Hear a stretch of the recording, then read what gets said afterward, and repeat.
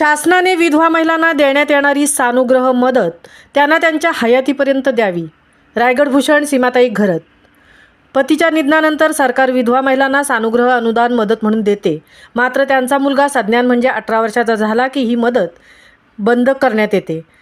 विधवा महिलांना देण्यात येत असलेली सानुग्रह अनुदान मदत बंद न करता त्यांना ती मदत त्यांच्या हयातीपर्यंत द्यावी असे आवाहन रायगड भूषण सीमाताई अनंत घरत यांनी केले. उरण चारपाटा येथे शेका पक्षाचे ज्येष्ठ कार्यकर्ते मोरेश्वर भोईर यांच्या एसटी स्टँडच्या कार्यालय येथे शेका पक्षातर्फे निराधार महिलांचा साडी देऊन सन्मान करण्यात आला. दिनांक 29 सप्टेंबर 2024 रोजी संध्याकाळी 5 वाजता हा कार्यक्रम संपन्न झाला. यावेळी उरण महिला आघाडीच्या अध्यक्षा सीमाताई घरत, नैना पाटील, केगाव ग्रामपंचायतीचे सरपंच विना नाईक यांचा सरपंच म्हणून सत्कार करण्यात आला. उरण तालुका सहचिटणीस यशवंत ठाकूर, आगरी कराडी कातकरी सामाजिक संस्थेचे अध्यक्ष मोरेश्वर भोईर, चांडजे ग्रामपंचायतीचे माजी सरपंच प्रदीप नाखवा, माजी जिल्हा परिषद सदस्य सीताराम नाखवा, केगाव उपसरपंच चिंतामणजी, शंकर भोईर, सुरेखा महाले, नाहिदा ठाकूर, सुप्रिया म्हात्रे, श्री वामन तांडेल, पत्रकार ॲडव्होकेट शेखर पाटील आदी मान्यवर उपस्थित होते.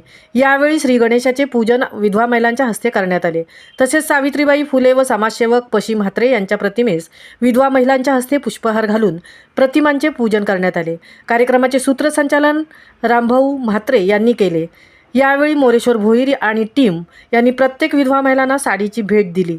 महामुंबईसह मिलिंद खारपाटील, उरण.